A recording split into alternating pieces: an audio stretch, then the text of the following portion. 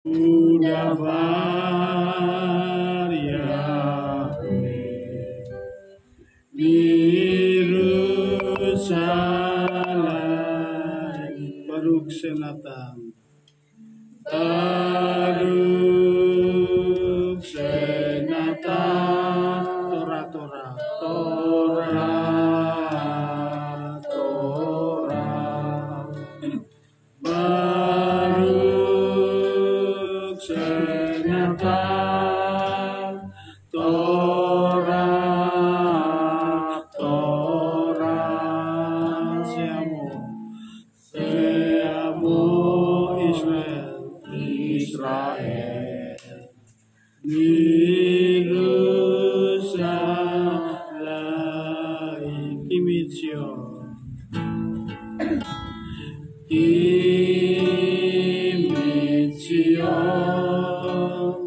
Lesek Torah Kimitzion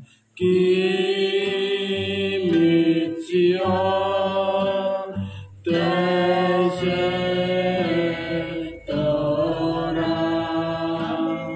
Udafar Yahweh Yerusalem. Baruch Senatan. Baruch Senatan. Torah Torah. Baruch Senatan. Baruch Senatan. Torah Torah. Seamo Israel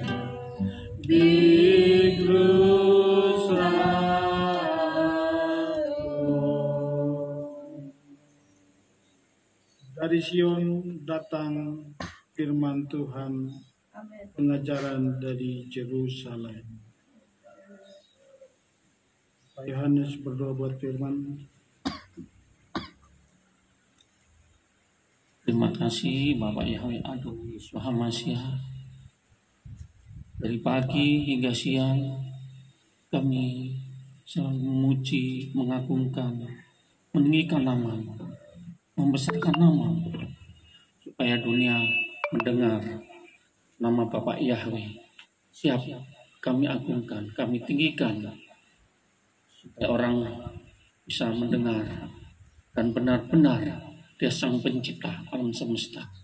Saat ini kami berdoa untuk mempelai Pak John akan menyampaikan firman, supaya firman-Mu itu masuk dalam hati setiap pikiran kami pada saat kami mendengarkannya, supaya firman itu berbuah dan bertumbuh dan menghasilkan buah yang matang. Terima kasih Bapak Yahweh. Di dalam nama Adonai Yesus Masiah tempat ini kami kuduskan di dalam nama Adonai Yesus Masiah dengan kuasa darah, supaya tempat ini kudus.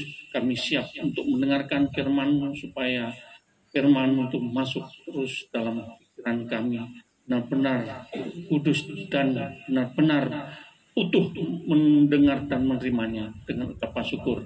Terpuji nama-Mu kekal selamanya. Diberkati yang mendengar, diberkati yang menyampaikan. Terpuji nama-Mu kekal selamanya. Haleluya. Amin. Shalom Rahim. Rahim, Shalom. Puji Bapak Yahweh. Jadi kita akan memasuki daftar Torah atau firman Elohim. Itu dari kitab yang baru. Sekarang kita masuk ke kitab yang keempat, yaitu kitab bilangan, yang disebut Bamidbar, yang artinya adalah di padang gurun. Di padang gurun atau Bamidbar itu jadi salah satu nama kitab, itu yang kita kenal selama ini, kitab bilangan.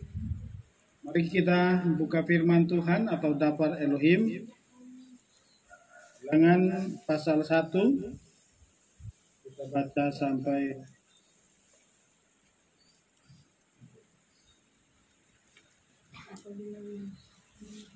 pasal yang ketiga, 4. Untuk menghormati dapar Elohim, mari kita sejemput Bapak semua, kita bangkit berdiri. Dapat kita baca bersama-sama.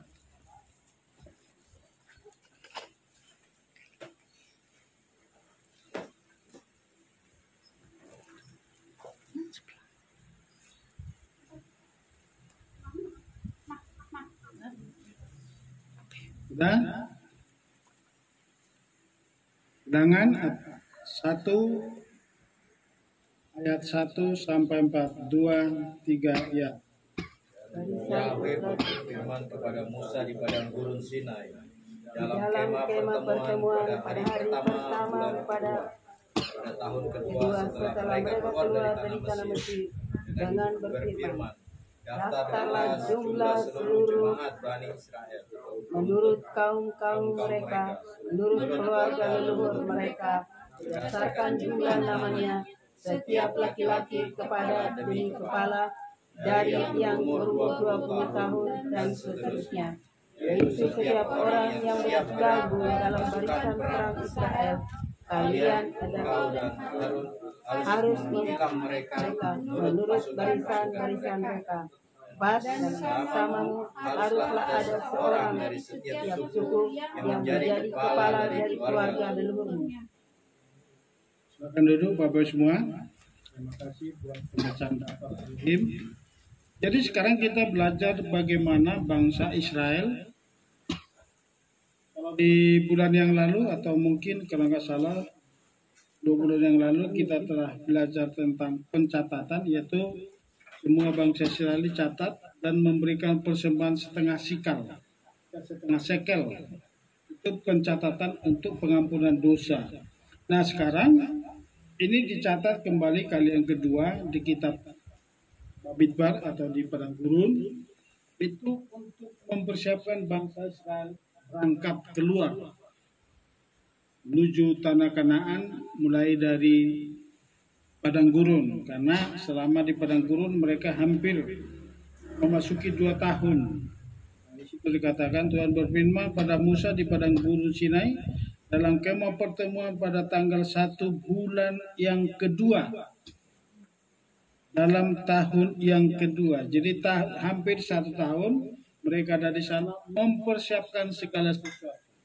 Pertama mereka masuk, mereka menguduskan diri, karena selama perjalanan dari Mesir menuju padang gurun itu di Sinai, mereka berjalan selama 47 hari. Lalu 3 hari mereka mempersiapkan diri untuk memasuki Shavuot. Jadi sekarang pun minggu depan kita akan memasuki Shavuot. Jadi sekarang kita belajar tentang Bamidbar ini. Jadi salah satu di sini kita lihat waktu Musa sensus kedua ini ada perbedaan. Waktu pertama semua dicatat seluruh bangsa Israel. Tapi sekarang ini pencatatan ada perbedaan. Pertama 11 suku Israel, yang kedua suku Lewi berbeda dengan suku 11 suku Israel. Jadi suku Lewi nanti kan kita baca di bawah. Suku Lewi dicatat mulai dari 1 bulan, umur 1 bulan, semua laki-laki. Tapi 11 suku Israel itu dicatat dari umur 20 tahun. Artinya apa? Siap berperang. Nah, Tuhan memerintahkan Mose untuk mencatat atau sensus kepada bangsa Israel. Setiap laki-laki mulai dari umur 20 tahun ke atas itu ada maksud. Salah satu apa? Bangsa Israel sudah siap untuk berperang.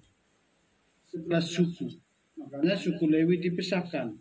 Baru yang kedua, Tuhan ingin atau Tuhan mau tinggal bersama dengan umatnya, tapi dengan aturan yang jelas dan jumlah yang jelas. Jadi dan orang-orang yang siap berperang.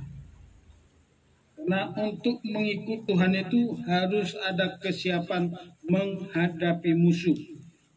Orang kedua, di sini dicatat itu menurut silsilah, dicatat suku per suku dan dicatat kepala puaknya atau kepala sukunya ini menjadi salah satu standar kemurnian bagi bangsa Israel. Catat sampai saat ini, bahkan sampai akhir zaman ini, setiap umat Israel dari suku manapun yang kembali ke Israel, itu yang kita kenal selama ini itu disebut kelompok Aliyah. Jadi bangsa Israel yang kembali ke Israel dari segala bangsa yang disebut dengan kelompok Aliyah, itu selalu dicek dari suku mana. Dari suku mana itu dicatat. Kenapa? Ada maksud dan tujuan di situ. Amin. Jadi ada maksud dan tujuan. Jadi sungguh-sungguh sensus itu bukan hanya sekedar dicatat. Itu bukan sekedar dicatat, tapi ada maksud dan tujuan di situ. Sampai di akhir zaman, nanti sampai di Yerusalem baru yang datang, itu semua ada maksud. Kenapa bangsa ini? Kenapa disensus? Kenapa dicatat? Kenapa? Di Yerusalem baru nanti, di langit baru dan bumi baru, nama 12 suku Israel tetap dicatat di Yerusalem baru. Amin. Jadi kita nanti yang menggabungkan diri dengan Yerusalem, dengan Israel, kita nanti ada bersama dengan 12 suku Israel. Nanti akan kita lihat di akhir pengajaran hari ini. Jadi kemudian ini dicatat, itu semua ada maksudnya. Itu makanya di waktu pembuangan, waktu bangsa Israel keluar atau kembali dari pembuangan, itu yang dipimpin oleh Ezra sebagai ahli Torah, pernah melakukan kembali sensus, diselidiki kembali. Jadi nanti bukan hanya sekedar mengaku-ngaku orang Israel, tapi dicek dari suku mana. Itu harus dicek semua. Karena khususnya bangsa suku Lewi itu sangat selektif sekali. Tidak boleh sembarangan. Jadi coba kita lihat dulu Ezra pasal 2. Coba bagaimana Ezra. Jadi di padang gurun itu berapa tahun lama itu, hampir 500 tahun terulang kembali dicek. Jadi untuk kembali ke Yerusalem itu dicek. Jadi sini adalah kemurnian. Ezra pasal 2 ayat 61.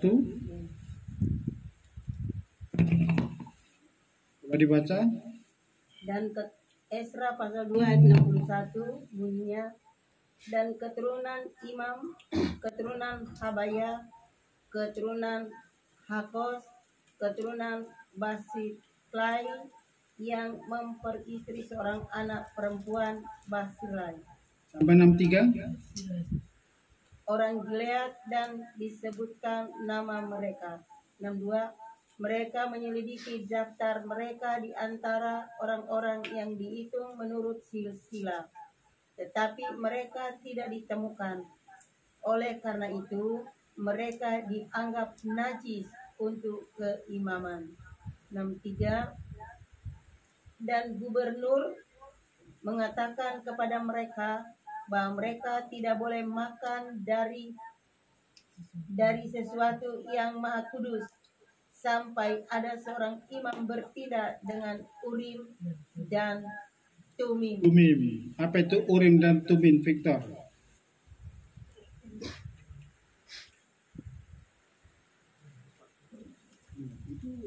Kita udah mesianik, harus pengertian ini harus dapat.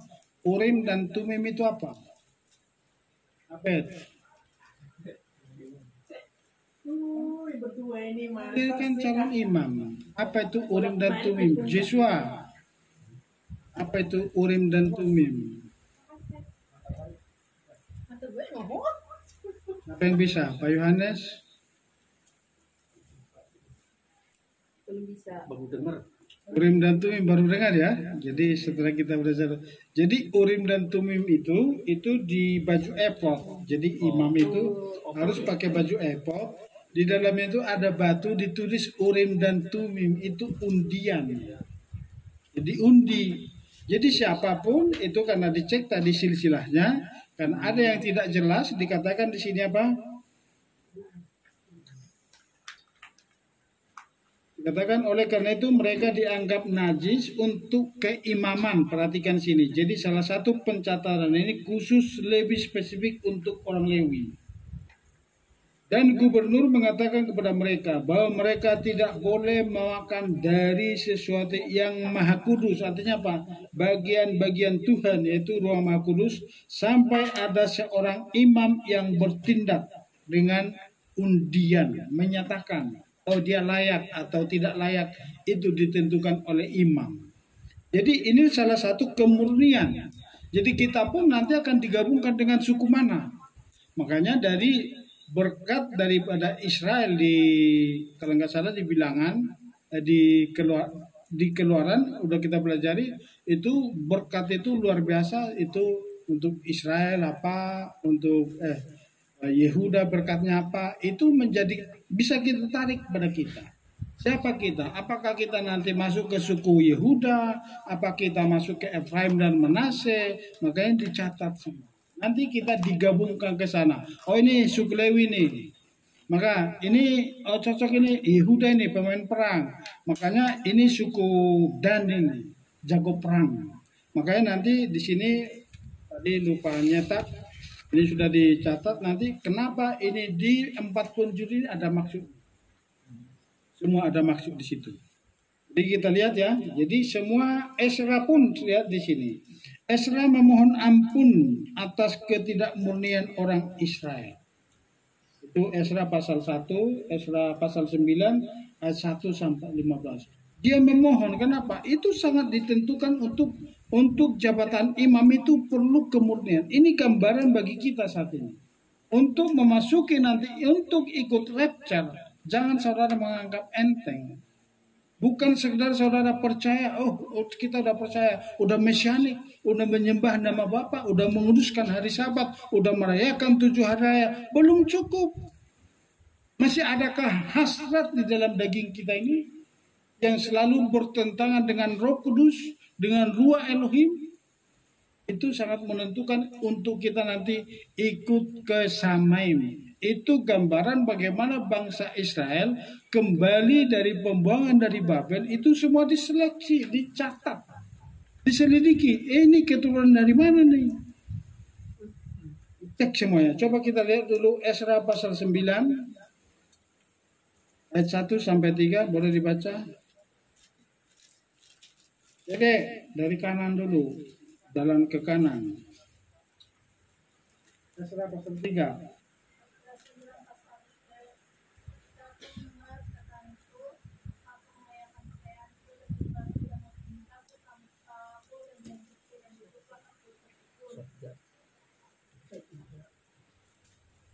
Esra dari pasal 1. Esra 9. Esra 9 ayat 1. Ya. Dan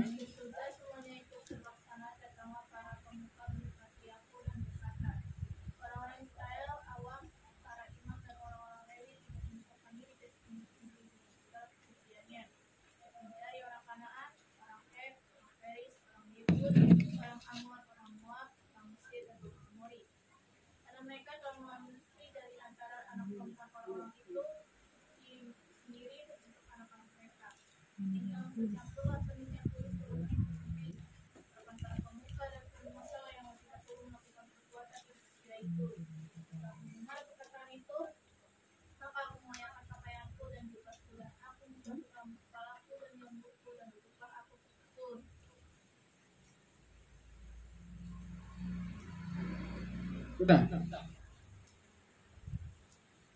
Beda ya? Lihatlah kami berada di hadapanmu dengan kesalahan kami, sebab tidak seorang pun dapat bertahan di hadapanmu karena hal ini. Jadi di situ apa yang dilakukan Esra? Duduk diam dalam hadirat, tertekun, bahkan merobek jubahnya. Dia merobek jubahnya dan duduk diam, hanya diam aja di hadapan Tuhan. Sebab dia katakan kami telah berdosa, kami tidak layak. Jadi itu yang dilakukan Esra. Jadi ini nanti untuk memasukkan Samaim yang sesungguhnya, kita semua harus benar-benar murni. Tidak ada yang tidak murni boleh masuk. Jadi harus diuji kemurnianmu saat ini. kemurnian kita untuk mengikut Tuhan. Di saat Ezra duduk diam, dia sedang berdoa. Sekalipun dia tidak berkata-kata, dia hanya merobek jubahnya menyesali bagaimana bangsa Israel, orang awam dan orang-orang Lewi menajiskan diri dengan mengawinkan dengan bangsa-bangsa yang lain. Kenapa itu dilarang? Selama kita menikah dengan orang yang belum menyembah Bapa, itu menjadi menajiskan roh manusia kita. Yang muda-muda perhatikan ini. Jangan nanti ketemu jodoh, jangan kamu lihat cantik dan gantengnya. Amin Yesus. Harus satu roh. Ya. Harus satu roh. Kenapa? Nanti kamu dibuang, tidak boleh masuk, diseleksi. Oh, ini Yesus istrinya mana? Oh, Yesus istrinya orang India. Nah, cantik, pintar menari. Oh, seleksi dulu. Mau buang apa enggak? Disuruh pulangin. Bahkan di sini kalau kita baca terus, anak dan istrinya disuruh pulang. Artinya apa? Dari sini kita bisa melihat bagaimana kemurnian untuk ikut ambil bagian di dalam pembangunan Yerusalem. Apalagi nanti untuk memasuki Yerusalem yang sesungguhnya.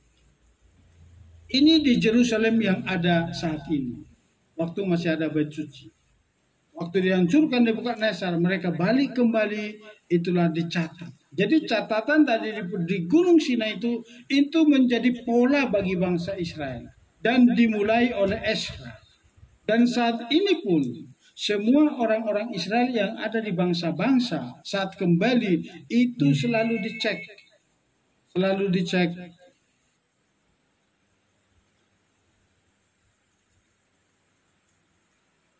Selalu dicek sukunya. Jadi ini harus menjadi pelajaran bagi kita. Jadi saat mereka selalu ada dilema, ada seorang anak Tuhan, inilah yang dipenuhi roh, dia berkata begini. Selalu ada kesempatan untuk kita melakukan tesifah. Jadi saat ini pun kalau ada hasrat-hasrat kedagingan, ada hal-hal yang membuat hidupmu tidak murni. Mungkin pikiran kita selalu kotor, atau pikiran kita selalu memikirkan hal-hal yang lain. Ini contoh. Mungkin di dapur selalu dipikirkan, oh kue saya besok gini. Itu selalu ada dalam pikir. Itu termasuk kontaminasi. Bawa apa besok? Besok bawa apa? Padahal Tuhan menuntut apa? Cukup datang bawa hati. Nah benar, kita bawa hati Pak. Karena itu yang sangat dirindukan Tuhan, bukan karena kita bawa makanan ke sini. Betul itu. Tanpa makan pun saya yakin kita semua di sini harus bersukacita untuk memuji Bapa Yahweh. Ada men. Apalagi udah di hari Sabat. Haleluya. Soalnya biasanya orang lapar suaranya kencang. Masa nasinya gitu. Orang lapar kan begitu. Jadi makanya kemurnian itu sangat ditentukan. Dikatakan di sini, jadi kalau ada hal-hal yang tidak murni di dalam hidup kita, mungkin itu dalam pikiran, masalah hati, supaya kita lebih lagi sungguh-sungguh tesifah. Tesifah itu artinya bertobat, datang mendekat sama Tuhan. Amin. Dan meninggalkan hasrat-hasrat dan meninggalkan yang tidak murni dari kehidupan kita, supaya apa? Kita dilayakkan memasuki Yerusalem yang sesungguhnya, supaya kita dilayakkan nanti ikut rapture. Amin. Coba dibaca Abed Ezra 10 ayat 2 sampai 4. Jadi selalu ada yang menopang Ezra. Imam itu juga tidak boleh berdiri sendiri, harus ada yang menopang. Amin. Amin. Menopang istri.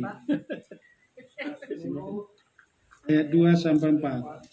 Maka sekanya anak Yehiel dari keturunan Elam menjawab dan berkata kepada Ezra, kami telah berdosa melawan Elohim kami dan kami telah tinggal bersama wanita-wanita asing dari laki-laki itu. Namun sekarang masih ada harapan di Israel mengenai hal ini, dan sekarang marilah kita mengadakan perjanjian dengan Elohim kita untuk mengusir semua wanita itu dan mereka yang lahir daripadanya sesuai dengan nasihat Tuhan, dan mereka yang berhutang terhadap perintah Elohim kita, dan biarlah hal itu dilaksanakan sesuai dengan Torah. Baiklah kita, bangkitlah. Karena perkara itu merupakan tugasmu. Jadi katakan saat Ezra berdiam diri, duduk diam aja. Setelah dia merobek, menyesali semua, mengakui dosa Israel di hadapan Bapa, dia selalu diam, duduk diam dalam hadirat Bapa Yahweh. Baru adalah satu orang dipenuhi oleh Roh Kudus, maka sekanya anak Yehiel berkata, bangkitlah hai Ezra, engkau yang mampu melakukan ini. Bagi siapa yang tidak mau mengembalikan, perhatikan di sini, mengembalikan anak yang lahir dari istri yang bukan orang Israel, itu harus disuruh kembali. Itulah kemurnian. Coba bayangkan itu. Mengembalikan anak Dan istri yang yang dari bukan orang Israel. Coba baca dulu. Coba mama yang baca.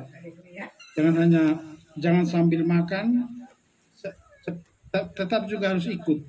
Coba ulang dulu. Ezra 10 ayat 2 sampai 3, 4.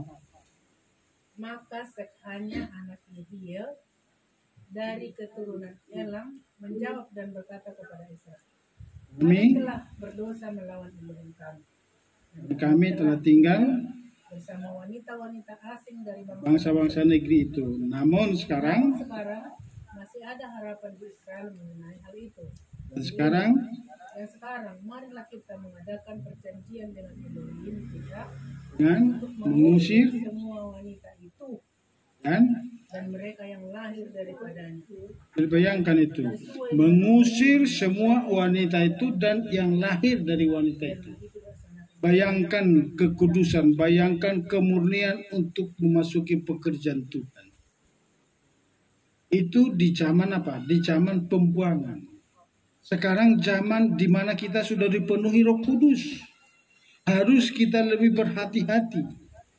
Harus kita lebih lagi apa? Spesifik untuk menjaga kemurnian hati kita, kemurnian pikiran kita, kemurnian pikiran kita. Makanya selalu saya katakan apa?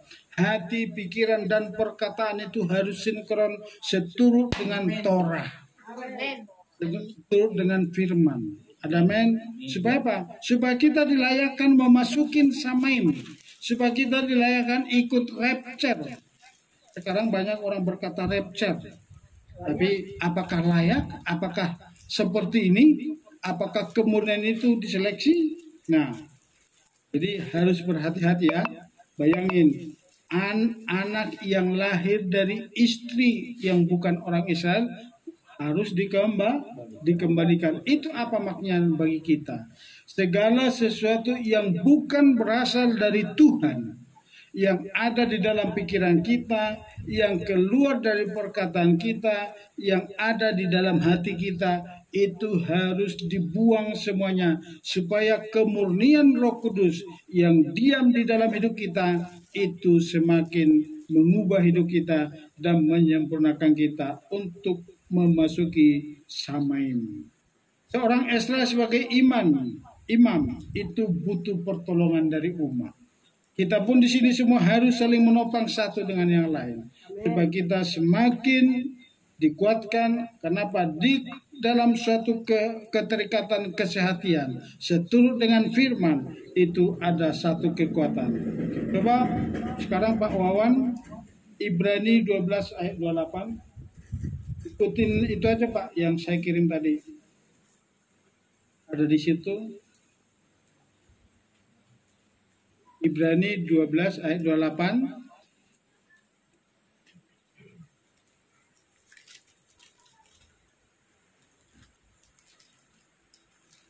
Ibrani 12 ayat 28.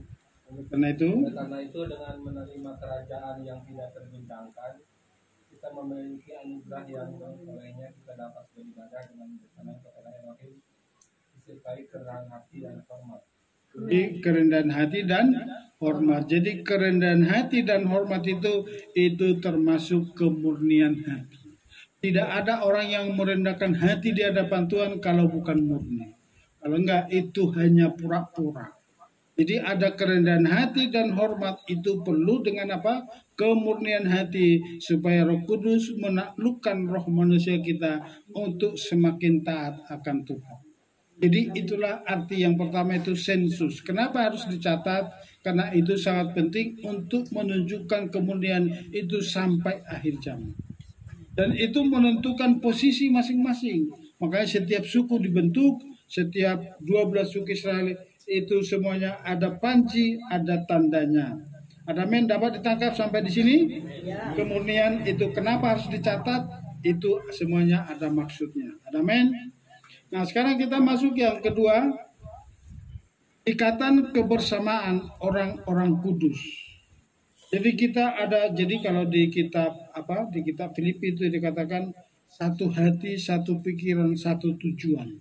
Jadi harus kita terikat dengan tali kasih daripada Bapa Yahweh supaya apa? Itu benar-benar mengikat kasih, kita terikat dengan kasih itu menjadi sumber kekuatan dalam hidup kita. Amin. Jadi kalau siapapun nanti ada sesuatu masalah, kita tanpa dia ngasih tahu kita sudah bisa merasakan. Amin. Amin. Coba kita buka Bilangan 2 ayat 1 sampai 2. Coba siapa sekarang Lince? Bilangan 2 ayat 1 sampai 2. Maka Yahweh berfirman kepada Musa dan Harun dengan mengatakan, haruslah Bani Israel bersama masing-masing menurut panji-panjinya, seturut lambang-lambang dari keluarga leluhurnya. Mereka harus berkemah berhadapan dengan kemah pertemuan di sekelilingnya. Jadi berkemah seturut dengan apa? Lambang dan simbol, dan diberikan biji batu. Itu batu 12 batu itu bagi bangsa Israel yang beda warnanya. Siapa yang sudah pernah ke Israel? Di sana kan suka ada aksesoris itu 12 batu. Itu simbol mereka itu. 12 batu itu selalu ada di baju efod. Jadi artinya apa? Imam selalu harus terbeban, harus selalu mengikat dalam doa 12 suku Israel. Selalu ada di baju efod. Ya. Jadi dalam perkemahan perhatikan Lewi dan Harun, boleh dilihat ini di situ tadi ada saya kirim begini. Boleh tunjukin. Ini perkemahan bangsa Israel.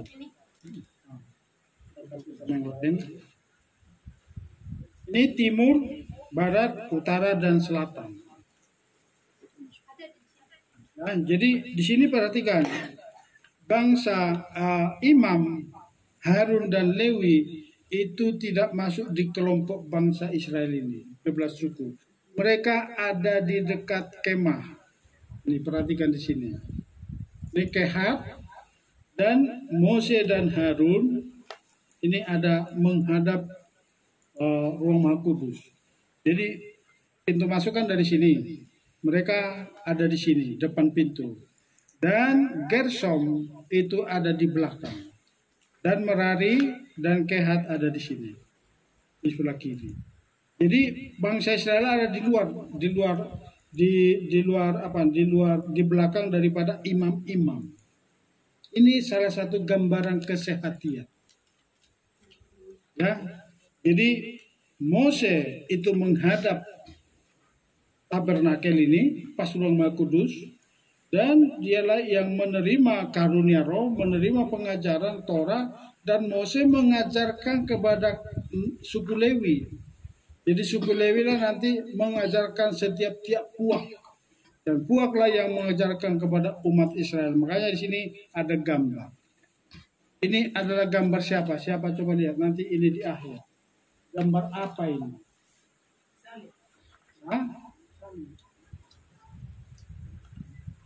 Benar nggak salib? Makanya ini lihat ini di timur ini paling sedikit ini 108.100, di bawah 186.000, kiri kanan itu sama, hampir sama, beda-beda tipis.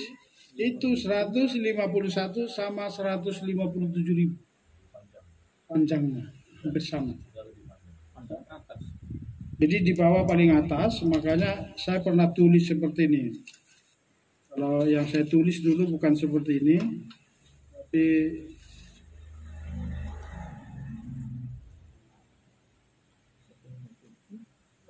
positif.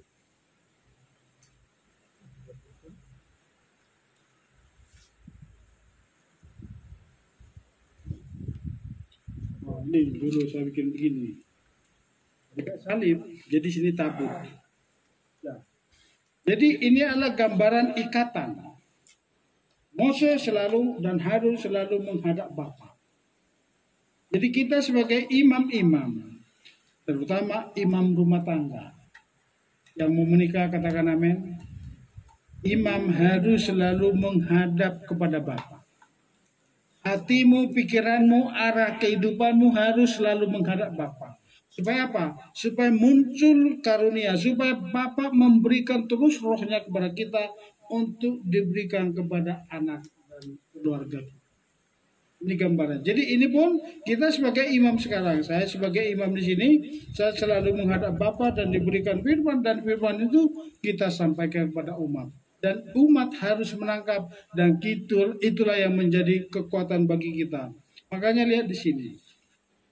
Mereka semua harus menghadap tabut atau tabernakel. Ini menjadi gambaran ikat. Saat mereka menghadap, musuh ada di belakang, perhatikan. Tapi mereka tidak tahu. Asal kita mengarahkan hidup kepada Bapa, asal kita terus ada menghadap Torah atau tabernakel, di sini ada panji. Di setiap suku ini ada panji, nih, berdiri panjinya. Ada warna-warninya. Panji inilah yang dilihat oleh musuh. Termasuk Bileam ya yang mau mengutuki. Perhatikan sini, waktu dilihat datar ini belum kelihatan salib. Waktu Bileam ya, kita lari ke sedikit dari topik. Waktu Bileam datang mengutuki Israel, waktu dia lihat datar belum kelihatan formasi salibnya. Tapi waktu dia semakin naik dan semakin tinggi, dari ketinggian ini kelihatan ini salib. Makanya bangsa Israel kalau ada di dalam formasi kesehatan ini, guna-guna sihir-sihir tenung apapun tidak akan Terlempar. Amin. Istri-istri kalau selalu tunduk sama suami, itu musuh pasti terkapar-kapar. Kenapa? Imam selalu fokus sama Tuhan. Amin. Kalau istri harus tunduk sama istri. Supaya apa? Fokus supaya suami-suami fokus sama Tuhan. Amin. Nanti kita bahas lebih lanjut lagi. Ada hal yang lebih dalam di situ. Amin. Nanti kita lihat dulu. Jadi itulah kesehatan. Harun mengajarkan Torah kepada suku Lewi mengajarkan kepada puak-puak, suku-suku, kepala suku. Itu formasinya. Dan mereka selalu bersehati bersama-sama di setiap waktu. Jadi berkat Tuhan mengalir melalui Harun dan suku Lewi dan mengalir kepada suku-suku 11 suku Israel. Itulah makanya Harun dan Lewi tadi dikatakan apa? Selalu dipisahkan. Coba buka dulu. Bilangan 1 ayat 49. Itulah makanya suku Lewi dipisahkan. Bilangannya dari bangsa Israel. Dari 11 suku Israel. Yohanes. Bilangan 1 ayat 49.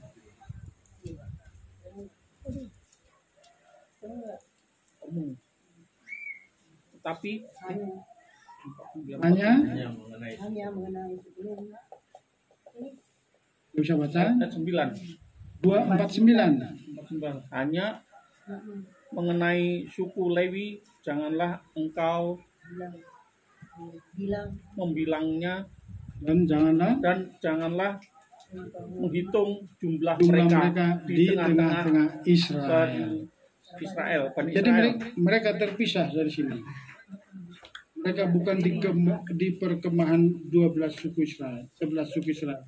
Mereka sangat dekat dengan apa? Tabernakel atau miskan. Bilangan 3 ayat 15, Bu Purnika. Bilangan 3 ayat 15. Bilangan 3 ayat 15 berkata, bilanglah keturunan Lewi menurut keluarga leluhur mereka, menurut kaum-kaum mereka, haruslah engkau bilang setiap laki-laki dari yang berumur sebulan dan seterusnya. Jadi dari umur sebulan tadi 11 suku Israel dihitung dari umur berapa? 20. Kenapa suku Israel dihitung mulai umur sebulan? Coba direnungkan, siapa yang bisa kasih tanggapan? Kenapa suku Israel dari umur sebulan juga udah dihitung?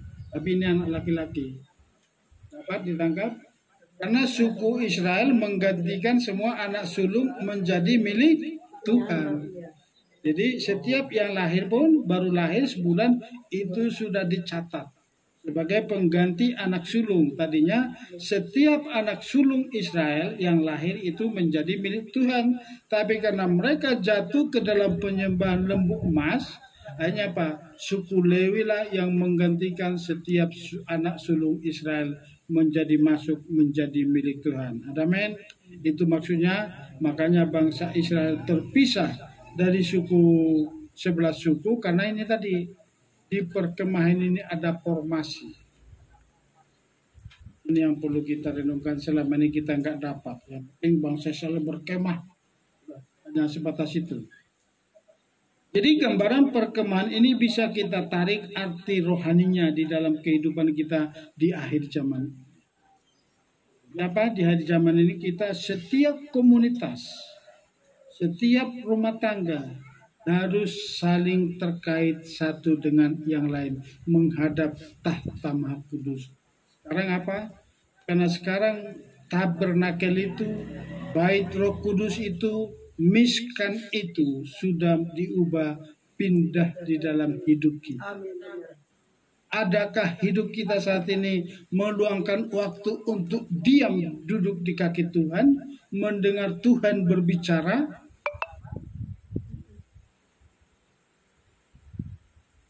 Atau kita selalu sibuk dengan hal-hal yang lain?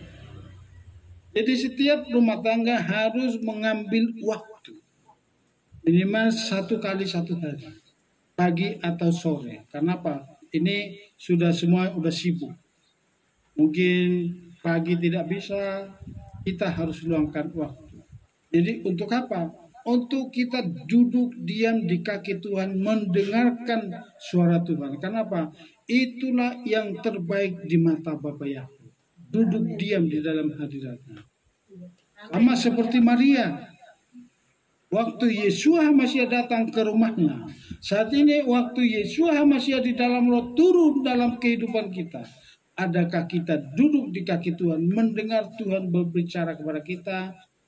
Luangkan waktu, berdiam diri, merenungkan, diam aja sampai Tuhan berbicara. Karena saat kita berdiam diri itu kita sedang diisi. Mungkin kita tidak merasakan apa-apa, tapi di alam roh kita sedang dimulihkan, dibentuk, semakin kita dikuatkan. Amin. Coba kita lihat dulu Lukas 10.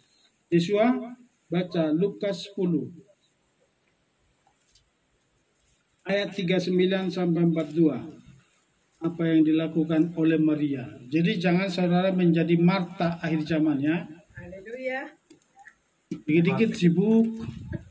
Lukas 10 ayat 39 sampai Dia 42. mempunyai seorang saudara perempuan yang disebut Maria. Dialah juga yang sambil duduk di samping kaki Yesua mendengar perkataannya. 40 sampai 42. Sampai 42 terus. Namun Marta terus menerus disibukkan oleh banyak pelayan dan sambil mendekat dia berkata, Tuhan, tidaklah engkau peduli bahwa saudaraku membiarkan aku seorang diri melayani, maka katakanlah kepada supaya dia membantu aku. Namun sambil menanggapi, Yesua berkata kepadanya, Marta, engkau khawatir dan disusahkan oleh banyak hal. Tetapi satu hal yang perlu, dan Maria telah memilih bagian yang baik, tidak akan diambil dari kami. Amin. Jadi ini perlu bagian kita. Jangan selalu, Tuhan, tidak engkau ingatkanlah suamiku supaya mau membantu aku sedikit aja. Nyindir ya Pak? Ya, Nyindir ya Pak? enggak gini. Ibu-ibu kan begitu. Pak, tolong dong gitu. Antar Ya dong. wajar lah Pak, ya tolong. Semua ibu-ibu kan begitu. Antar dong Pak, pasar. sama yang di sebelah. Karena mungkin melar ke tetangga ya. Padahal kita lagi sibuk contoh begini. Bapak kan suka merenung. Ada apa nih? Suka begini. Lihat-lihat. Tapi ini analisanya udah jauh kemana? Tiba-tiba, Pak, tolong dong antarin ke pasar. Itu udah sibuk itu, udah gangguin itu. Wah, Ya itu proses, Pak. jadi janganlah kita menjadi Marta. Kenapa? Yang terbaik lakukanlah di hadapan Tuhan. Apa? Duduk di kaki Tuhan. Luangkan waktu untuk mendengar, duduk di kaki Tuhan, mendengar apa yang Tuhan mau di setiap langkah hidup kita. Dari hari hidup kita selalu harus meluangkan waktu, terutama komunitas kita. Ini sekarang ini Tuhan sedang hadir di tengah-tengah kita. Iya, ada benar. Tergantung bagaimana respon saudara. Apakah saudara sibuk? Aduh, mau makan apa ya? Apakah sibuk dengan itu atau tetap fokus? Boleh kita sambil fokus makan, lah, Pak. tapi tetap Makan. fokus kepada Torah. Ada men? Amin. Ini ambil bagian, ambil dalam hidupmu saat ini apa? Yang terbaik. Jangan sibuk seperti Marta. Sana sini, tapi apa? Maria mengambil yang terbaik. Makanya Yesua Hamasiah, Marta, engkau sibuk dengan hal-hal dunia ini. Tetapi Maria sudah mengambil yang terbaik, yang tidak akan diambil daripadanya. Orang yang sibuk suka tercuri. Sibuk sana sini, pikirannya suka tercuri. Tapi orang yang duduk di kaki Tuhan, kita diberi kekuatan. Ada sesuatu yang sangat berharga di dalam hidup kita yang tak tergoyahkan. Dan tidak satu pun yang bisa mengambil itu daripada kita. Amin. Ini bagian kedua saat ini. Supaya kita semakin sungguh-sungguh menjaga kemurnian dan menjaga kesehatan dalam rumah tangga. Makanya ada 3 avoda. Avoda itu artinya apa? Kegiatan kita di dalam Tuhan itu disebut dengan istilah avoda. Jadi kegiatan kita salah satu apa? Melakukan mispot atau perintah. Itu tugas kita setiap hari, usahakan melakukan Torah. Jangan sempat mengabaikan Torah. Dalam melakukan pekerjaan pun, aktivitas kita sehari-hari selalu harus fokus kepada mispot, pada Torah. Jangan menyimpang dari firman. Yang kedua apa? Belajar Torah. Yang ketiga apa? Nesirut nefes, itu berserah kepada Tuhan. Berserah kepada Tuhan, menyibukkan diri di dalam Tuhan, itulah yang terbaik. Jadi inilah kategori daripada perkemahan Israel. Mose dan Harun itu selalu menghadap kepada Bapa, tabernakel. Inilah yang selalu melekat kepada Bapa. Lewi, Gersom, dan Kehat itu yang selalu menerima pengajaran dari Harun dan Mose. Umat Israel inilah yang menjadi pelaku mispot. Kenapa? Diajarkan oleh Mose melalui suku Lewi dan sampai kepada suku. Ini bagian kita. Adakah kesibukan kita yang selama ini apa? Terkadang kita menyimpang dari mispot atau perintah-perintah daripada Bapa, atau kita berjalan di luar kebenaran. Mulai sadari hidup kita hari ini. Karena itu tadi di awal, kemurnian itu sangat dituntut nanti memasuki Samain. Waktu bangsa Israel kembali dari pembuangan itu diseleksi tadi. Khususnya suku Lewi sangat selektif. Kenapa? Karena suku Lewi yang akan mempersembahkan korban. Bahkan di situ dikatakan yang belum jelas, dikatakan apa? Mereka tidak boleh makan makanan yang dari ruang Maha Kudus. Sampai ada imam yang mengambil atau mengundi mereka layak atau tidak. Jadi kita pun nanti jangan sampai kita masuk dalam undian itu. Karena kita tidak jelas dalam kebenaran. Karena kita tidak jelas dalam kemuliaan. Kenapa? Kita tidak terikat dengan komunitas. Tetapi kalau kita terikat dengan komunitas, baik seperti ini saudara kita yang ada di Kalimantan, yang dari Flores, kita terikat dalam roh. Kita menjadi satu kesatuan, kita saling menguatkan, saling meneguhkan satu dengan yang lain. Dan mereka saat kita nanti sampai ke Samaim, kita semuanya akan bersama-sama di kerajaan surga. Amin. Jadi itulah gambaran, makanya kesehatian. Harun dan Mose bersama-sama terus melekat kepada Bapa, selalu menghadap Bapa. Selama mereka di perkemahan, sebelum bergerak tiang awan dan tiang api itu, mereka selalu melekat kepada Bapa. Untuk apa? Untuk menerima pesan-pesan Tuhan dan menerima pengajaran dan diajarkan kepada suku Lewi, dan suku Lewi menyebar ke 11 suku Israel. Kita pun semua yang ada di sini, kita hari ini belajar firman, nanti sebarkanlah firman ini, baik lewat WA group, supaya apa? Supaya kebenaran ini sampai kepada saudara kita yang belum mengenal Bapa. Amin. Sekarang kita masuk yang terakhir. Itu kemah di padang gurun adalah gambaran Yerusalem yang baru. Jadi ini kemah ini, formasi ini bukan sembarangan. Makanya di Yerusalem ada 12 pintu gerbang. Semua tercatat 12 suku Israel. Gerbang Lewi, orang ini semua dicatat. Nanti coba kita baca dulu di kitab Wahyu 21. Sampai sekarang Daniel. Wahyu 21 ayat 12, 23 dan 22 dan 23, 3 ayat.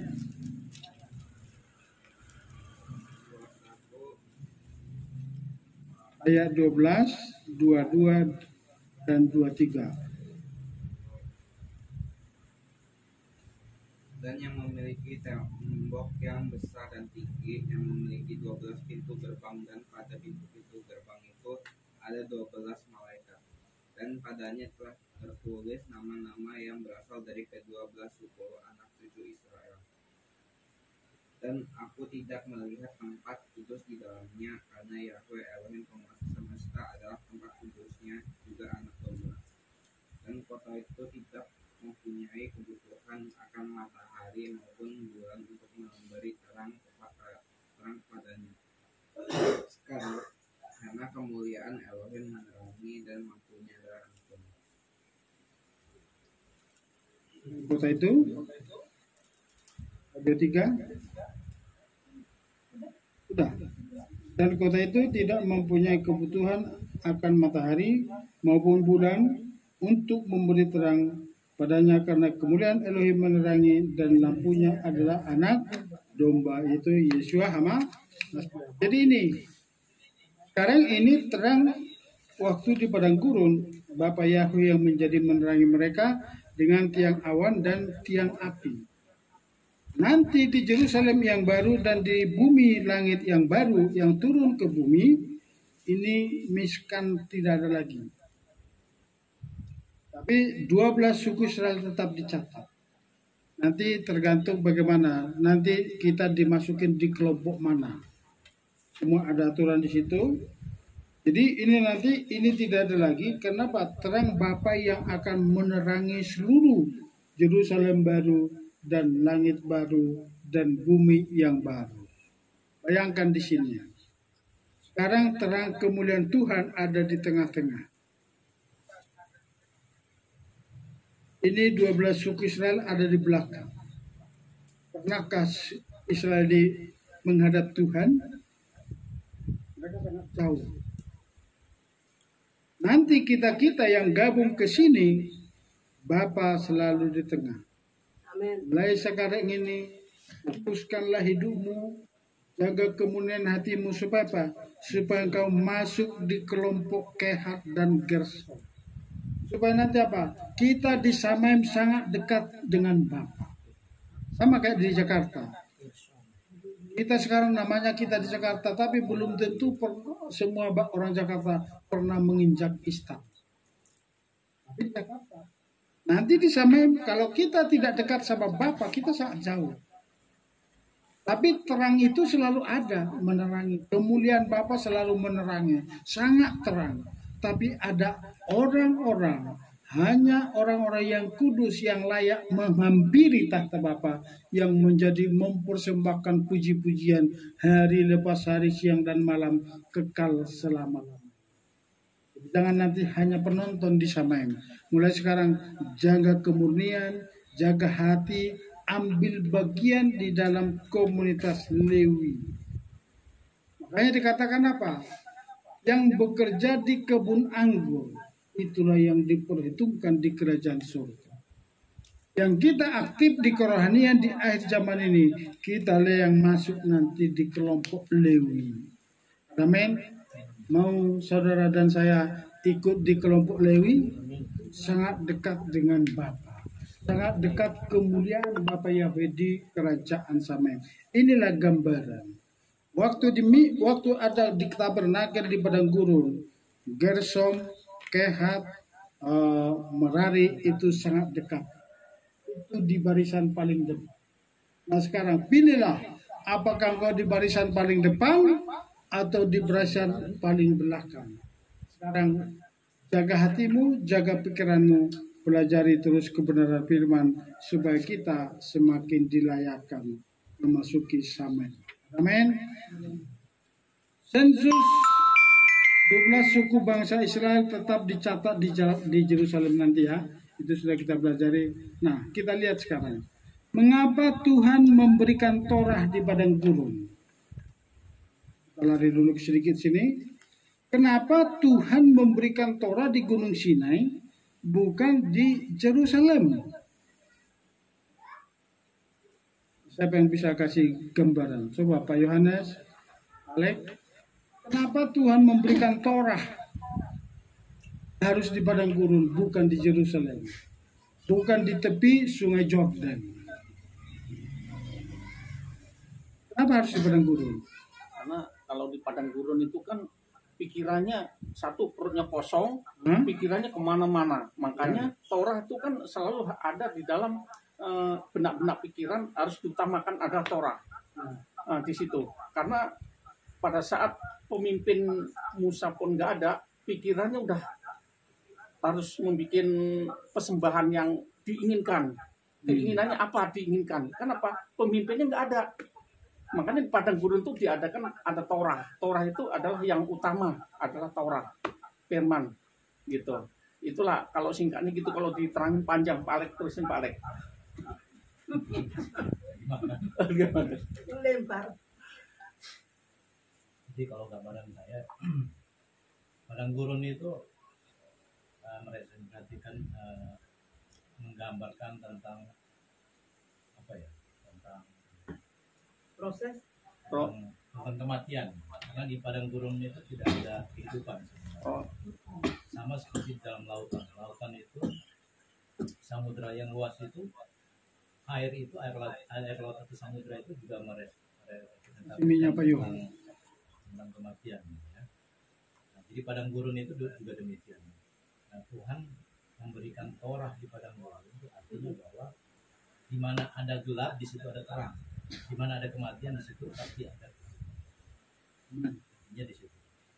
Jadi salah satu itu sangat bagus, tidak ada harapan. Salah satu padang gurun itu adalah tanah yang gersang, tidak ada tumbuhan di sana. Jadi padang gurun itu adalah gambaran hati kita yang gersang. Hati yang gersang, hati yang penuh dengan gundah gulana, itu kalau disiram firman, lagi ada masalah, lagi nangis, lagi sedih, lagi berharap, itu sangat gampang disirami firman. Tidak ada harapan lagi, tidak ada sumber kehidupan. Makanya Tuhan memberikan Torah bagi bangsa Israel apa? Supaya seperti tanah yang gersang, demikianlah hati bangsa Israel yang tidak ada tujuannya. Kemana tujuannya kita nggak ngerti. Tapi di padang gurun.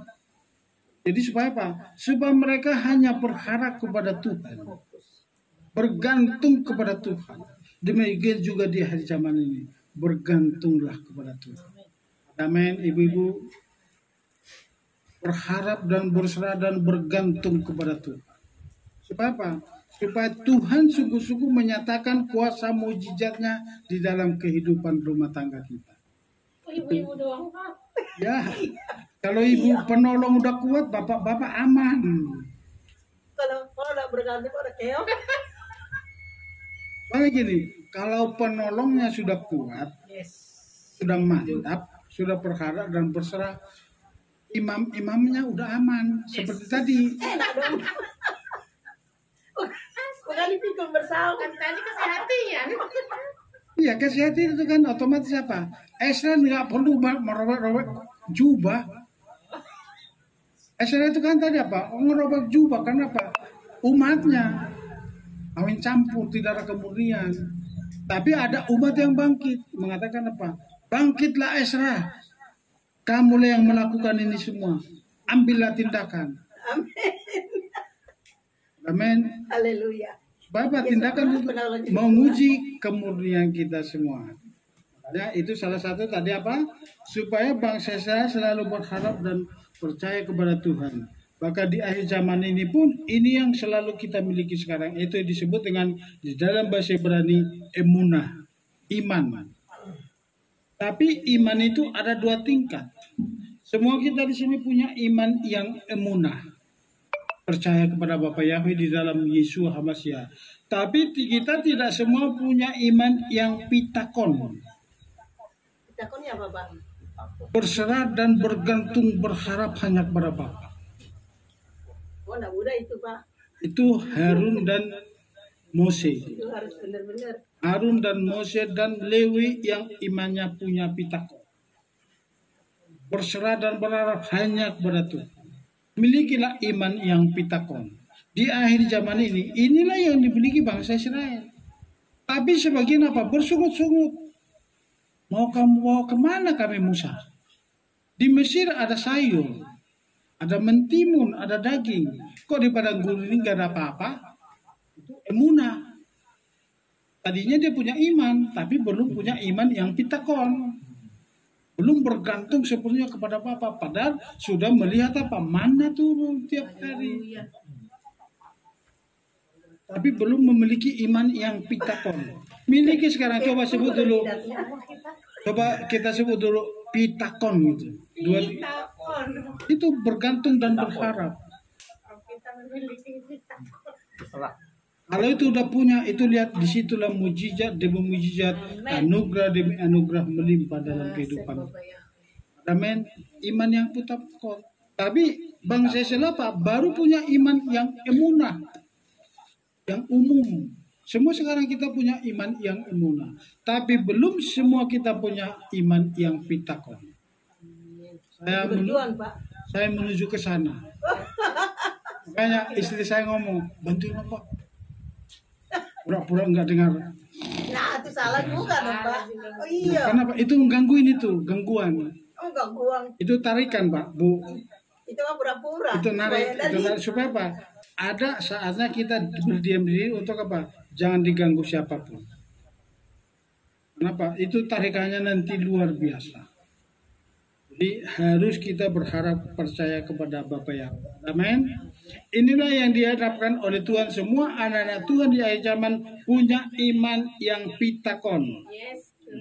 Lukas 18 ayat 8. Ayo Maria.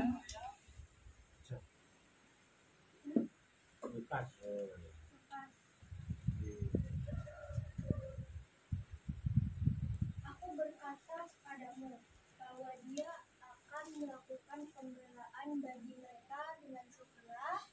Akan tetapi ketika datang, akankah anak manusia mendapati iman itu? Perhatikan di situ. Coba kita baca sekali lagi. Aku berkata kepadamu bahwa dia, huruf besar, Tuhan, akan melakukan pembelaan bagi mereka dengan segera. Bagi siapa? Bagi umat, bagi kita. Dengan segera. Akan tetapi ketika datang, akankah anak manusia mendapat iman yang pitakon di bumi? Iman yang selalu berharap dan percaya kepada Bapa. Itulah iman yang pitakon. Amin. Jadi padang gurun adalah tanah yang gersang dan kering yang sangat membutuhkan air. Kalau air disiram di padang gurun itu semua tumbuhan apapun pasti tumbuh. Ini adalah gambaran hati kita yang haus lapar akan firman. Untuk itu marilah kita selalu minum air kehidupan, hari lepas hari. Supaya apa? Di dalam hidup kita tumbuh kebenaran firman ini dan kita memiliki iman yang emunah. Dari iman yang emunah muncul dan meningkat kembali menjadi iman yang pitakon. Tapi syaratnya apa? Harus banyak minum air kehidupan. Dan itulah yang menjamin kita memasuki kehidupan yang kekal. Coba Yohanes 7 ayat 37 sampai sekarang Pak Alek. Sampai 38. Demikian firman Tuhan pada hari terakhir dalam megahnya perayaan itu, Yesus berdiri dan berseru sambil berkata, jika seseorang merasa haus, bila dia datang kepadaku dan minum. Siapa yang percaya kepadaku, sebagaimana yang telah kitab suci katakan, dari lubuk hatinya sungai-sungai akan mengalirkan air yang hidup. Jadi kalau kita percaya kepada Mesias dan datang kepada firman, otomatis apa? Air kehidupan mengalir dari hidup kita menjadi sumber kehidupan bagi orang lain. Coba perhatikan sini. Kalau kita menjadi sumber kehidupan kepada orang lain, apakah Tuhan tidak memenuhi segala kebutuhan kita? Tuhan pelihara. Kenapa? Kita sudah menjadi sumber kehidupan. Kenapa? Torah atau firman itu sudah hidup dalam hidup kita dan itu mengalir kepada banyak orang, otomatis Bapa terus memperlengkapi kita dan memenuhi segala kebutuhan kita hari lepas hari. Itulah makanya Tuhan memberikan perumpamaan kepada manusia selalu disamakan dengan apa? Burung pipit. Bahkan dikatakan apa? Bunga bakul. Bunga bakul. Padahal bunga bakul itu umurnya berapa? Enggak sampai seminggu. Tapi diberikan perumpamaan bagi kita. Termasuk kepada sapi yang tidak pernah jatuh 2 kali kepada lubang yang sama. Kenapa kita selalu diperumpamakan dengan binatang-binatang? Kenapa? Kita sama dengan mereka. Kenapa? Nefes, jiwa yang ada dalam binatang itu juga diberikan kepada kita, tapi kita punya kelebihan itu, kita dikasih nesama. Itulah nesama inilah yang terus diperbaharui oleh Roh Kudus supaya apa? Jiwa kita semakin mantap, pikiran kita semakin mantap untuk memikirkan hal-hal yang surgawi. Jadi selama ini kita dapat apa? Roh, jiwa, dan tubuh. Ternyata beda, nefes, nesama, dan roh. Di dalam pengajaran akar Ibrani tidak dihitung tubuh, tapi dihitung apa? Nefes yaitu jiwa, nesama itu terpisah dari tubuh kita, itulah jiwa yang diberikan Tuhan kepada kita, dan rohnya ada pada kita. Jiwa kita inilah yang terus selalu memikirkan hal-hal surgawi. Makanya dikatakan apa? Aku memiliki pikiran Hamasiah. Jadi pikiran kita ini yang harus terus diubahkan. Amin. Jadi jangan sampai kita selalu diperumpamakan dengan hal-hal yang lain. Yohanes 7 ayat 38 sudah tadi ya? Sudah tadi. Jadi dikatakan tadi apa? Kita diperumpamakan dengan burung supaya apa? Kita jangan khawatir. Nah, kita lihat sekarang apa propetik daripada kemah di padang gurun ini. Pertama kita di sini. Di tengahnya ada tabernakel. Di tengah perkemahan di mana ada tabut perjanjian yang isinya apa? Isi di tabernakel ini, di sini ada ruang Maha Kudus yang kecil ini. Yang kecil ini, di sini adalah tabut di dalam. Isinya apa? 2 loh batu, mana, dan tongkat Harun yang pernah bertunas. Itu ada isinya. Boleh dibaca? Saya nggak catat. Kalau nggak salah coba kita buka dulu di. Coba saya cari dulu ya. Ada yang bisa bantu? Ibrani itu. 9 ayat. 9 ayat. Coba dibaca. Bu John. Ibrani 9 ayat 4. Yang berisi pedupaan dari emas dan tabut perjanjian yang semua sisinya disalib dengan emas yang di dalamnya terdapat buli-buli dari emas yang berisi mana, dan tongkat Harun yang bertunas, serta loh-loh perjanjian. Jadi isinya apa? Tadi jelas mana, tongkat Harun dan dua loh batu. Jadi itu ada di dalam. Orang kedua, semua orang Israel tiap suku dari 4 penjuru menghadap tabernakel atau miskan. Jadi ini semua suku pintu kemahnya semua ke tabernakel, menghadap ke tabernakel. Baru ketiga, 4 penjuru adalah gambaran salib. Itulah makanya Tuhan menyuruh kita memikul salib di akhir zaman ini. Perhatikan sini, 2 loh batu inilah yang menjadi salib. Jadi kalau ini jadi salib, isinya harus 2 loh batu. Inilah formasi salib. Jadi di dalam salib itu, makanya ada Yeshua Masih di situ. Karena Yeshua Masih pas di tengah-tengah apa? Dipaku, artinya di situ. Situlah apa? Torah, tongkat kuasa dan mana ada di situ. Jadi apa yang kita tarik di sini? Arti rohaninya ialah asal kita selalu mengarahkan hidup kepada tabernakel. Artinya apa? Tadi kita udah singgung di depan. Selama kita menghadap tabernakel, selama kita terus mengarahkan hati, pikiran, dan hidup kita menghadap terus kepada tabernakel yang isinya adalah 2 loh batu, mana, dan tongkat Harun, itu adalah gambaran bahwa di dalam hidup kita ada kebenaran, di dalam hidup kita ada 2 loh batu, dan 2 loh batu ini adalah menjadi jalan keselamatan menuju Samaim. Jadi kalau kita tetap tinggal menghadap Samaim, menghadap tabernakel, kita pasti memasuki tanah perjanjian. Amin. Baru di sini kita lihat, maka kalau kita terus berharap, maka ketiga hal ini akan menjadi milik kita. Pertama apa? 2 loh batu itu jalan ke Samaim. Coba kita baca Yohanes 14 ayat 6.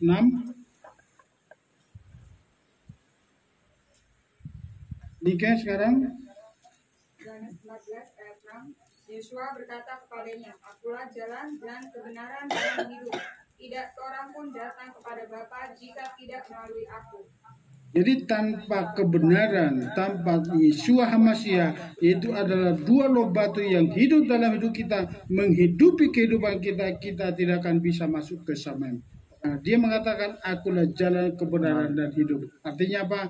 Kalau kita tarik, firman adalah jalan kebenaran dan hidup. Tidak ada seorang pun sampai kepada Bapa tanpa melalui firman. Yang menjadi pertanyaan, firman yang mana? Firman yang hidup yaitu 2 loh batu yang menjadi hidup datang ke dunia itu Yeshua HaMashiach. Satu pertanyaan begini. Waktu 2 loh batu diberikan di padang gurun itu di tengah-tengah siapa? Apakah hanya pribadi Musa? Di situ berkumpul kalau nggak salah 2 juta umat. Berkumpul dan Tuhan datang dan berfirman. Baru Musa naik menerima firman yang diungkapkan oleh Yeshua Bapa Yahweh sendiri. Maka dikatakan kami akan menuruti dan melakukan seluruh firman yang dikatakan. Dan itu ada di dalam suatu perkumpulan raya yang luar biasa. Jadi istilahnya apa? Itu Torah itu menjadi suatu tanda perjanjian nikah kepada bangsa Israel. Itulah Torah menjadi ketubah atau tanda surat nikah, menjadi perjanjian kepada bangsa Israel. Dan saat itu bangsa Israel dipinang menjadi umatnya, menjadi mempelainya. Nah, perhatikan di sini, pernahkah Torah ini dibatalkan dengan pertemuan ilahi dengan bangsa Israel? Tidak. Padahal diterima dengan berkumpul semua umat Israel. Waktu menerima 2 loh batu di Gunung Sinai. Dan masuklah Mose mewakili menerima 2 loh batu itu. Tapi bangsa Israel menyaksikan. Nah, perhatikan di sini. Inilah kekeliruan gereja, bapak-bapak gereja. Seolah-olah mengatakan apa? Torah tidak berlaku lagi. Kapan Tuhan datang ke bumi ini dengan menghadap bangsa Israel, mengumpulkan seluruh Israel? Torah sudah batal ya. Sekarang cukup kasih karunia. Tidak pernah. Karena saat Torah disampaikan itu ada dalam pertemuan raya yang luar biasa. Kalau di Indonesia itu ada dalam sidang MPR. Jadi kalau ada undang-undang, makanya Torah menjadi apa? Institusi bangsa Israel, menjadi undang-undang bangsa Israel sampai saat ini. Menjadi dasar negara bangsa Israel. Seluruh Torah. Tidak ada undang-undang bangsa Israel yang lain buatan manusia, yang ada. Semuanya berdasarkan Torah. Dan itu tidak dibatalkan sampai saat ini. Makanya Pak, Torah tidak ada yang dibatalkan, tetap wajib kita lakukan. Amin. Kenapa? Hanya Torah yang turun di Gunung Sinai langsung Tuhan memberikan. Jadi Torah yang turun di Gunung Sinai sama dengan firman yang hidup yang lahir dari rahim Maria. Dia menjelma menjadi manusia. Itulah Yeshua HaMashiach. Dan sekarang dia, Torah Yeshua HaMashiach yang mati di kayu salib, dia sekarang hidup di dalam hidup kita. Itulah yang memampukan kita melakukan Torah. Makanya di 1 Yohanes dikatakan apa? Siapa yang percaya kepada Mesias Adonai Yeshua HaMashiach, dia wajib hidup sama seperti Yeshua HaMashiach hidup. Itu melakukan Torah. Amin. Coba kita lihat. Yang kedua. Tadi pertama apa? Jalan keselamatan. Yang kedua manna. Victor. Mana? Oh, Matius 10 ayat 29 31. Orang Flores kok lagi minta. Wah, orang Flores ada yang mau baca? Apa? Soalnya saya nggak lihat. Siapa yang mau baca? Yang Paul. Yang dari Zoom? Yang kita Matius, Paul keluar, Budina.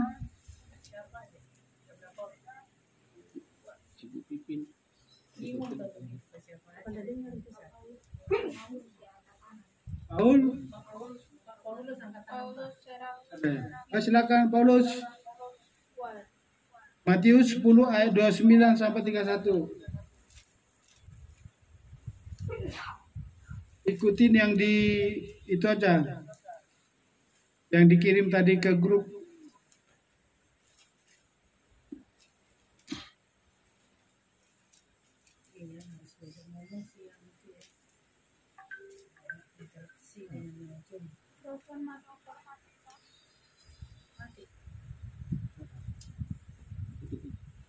Nah, silakan Paul.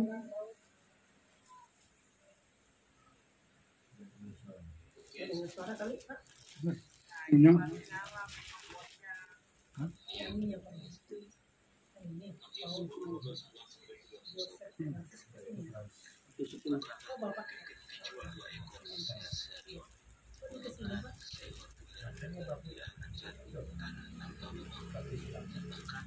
Rambut kepala bidadari. Janganlah kamu takut, kamu lebih berharga daripada banyak burung pipit. Jadi kita sebagai manusia lebih berharga dari burung pipit. Dikatakan di situ burung pipit di udara Tuhan pelihara. Apalagi kita umat yang percaya menjadi biji matanya, pasti dipelihara dengan dahsyat dan luar biasa. Itulah makanya apa? Kalau kita mengarahkan hati kepada tabernakel yang isinya adalah tongkat Harun, manna dan 2 loh batu, artinya apa? Manna di situ adalah gambaran pemeliharaan Tuhan di dalam setiap kehidupan umat yang percaya. Sebagaimana bangsa Israel di padang gurun yang tidak ada harapan, tidak ada sumber kehidupan, tetapi Tuhan pelihara dengan dahsyat dan luar biasa. Amin. Demikian juga di hari zaman ini, situasi dan kondisi apapun ke depan. Perhatikan, dunia politik sudah semakin panas. Ini sudah mulai ada ini intrik-intrik. Kita nggak tahu apa dampaknya nanti. Saya 2 hari yang lalu mimpi, tapi belum saya kasih tahu sama siapapun. saya mimpi kayak ikut kampanye. Tiba-tiba ada teman saya hajar, ada peperangan ini atau apakah ini peperangan alam atau suatu saat nanti ada pemenang, benar-benar ada kerusuhan terjadi tembak menembak, kita nggak tahu. Sekarang saya sedang berdoa, seolah-olah saya ikut kampanye, tapi tiba-tiba ada di samping saya, langsung ambil berdiri. Di situ orangnya langsung dihajar di situ. Tapi banyak yang mayat, tapi nggak saya lihat mayatnya. Jadi kita lihat nanti apa yang akan terjadi. Untuk itu mari kita banyak berdoa ke depan, karena ini tahun politik, tahun pemilu, karena apapun dilakukan siapapun demi kepentingannya, demi kepentingan kelompoknya. Karena sekarang kita lihat udah mulai semakin ngotot-ngototan. Tapi ini kalau kita arahkan hati kita kepada tabernakel yang adalah itu, di sini adalah mana adalah gambaran pemeliharaan Tuhan. Yang terakhir, tongkat Harun adalah gambaran kuasa dan otoritas Aba Yahweh di dalam Yeshua HaMashiach yang ada pada kita. Yang menjadi pertanyaan sekarang, apakah saudara dan saya yakin ada tongkat atau kuasa dan otoritas dalam hidupnya? Amin. Amin. Atau selalu mengeluh, Tuhan besok makan apa? Makan ada kiri, ada makan enggak ya udah. Ada garam. Itu artinya apa? Itu belum memiliki kuasa otoritas. Coba kita baca yang terakhir sama-sama, Lukas 10 ayat 19 sampai 20. Ayo sama yang Zoom kita baca bersama-sama. 2, 3 ya. Lukas 10 ayat 19 ayat 2 sampai 20 ada di handphone. 2, 3 ya. Lihatlah, aku memberikan kepadamu otoritas untuk menjejakkan kaki di atas ular dan kalajengking dan atas segala kuasa musuh, dan bahkan tidak ada sesuatu pun yang dapat melukai kamu. Akan tetapi dalam hal ini janganlah bersukacita karena roh itu tunduk kepadamu, tetapi lebih bersukacitalah karena namamu tertulis di sama. Amin. Kuasa dan otoritas ada pada kita di saat kita menghadap terus kepada Bapa Yahweh. Inilah gambaran tabernakel. Amin. Sekarang tabernakel itu adalah tubuh kita sendiri. Otomatis 3 hal ini ada pada kita. Kuasa otoritas ada pada kita, dan pemeliharaan Tuhan sempurna dalam kehidupan kita hari lepas hari. Kalau kebenaran itu selalu ada pada kita. Amin. Yakinlah dan percaya. Ini firman Tuhan bilang tadi apa? Aku telah memberikan kepadamu otoritas dan kuasa. Banyak orang punya kuasa tapi tidak punya otoritas. Jadi kita salah satu apa? Hai alam roh, tunduk. Aku perintahkan keluar. Itu pasti keluar. Dan hari ini kita rasakan penyembahan yang luar biasa. Amin. Puji Bapa Yahweh, Aba Yahweh memberkati kita semua. Haleluya. Bela firman ini, Bamidbar ini kita sekarang memasuki kitab yang keempat, menjadi berkat bagi kita semua. Haleluya, amin. Mungkin ada yang mau sharing, silakan. Mungkin ada yang mau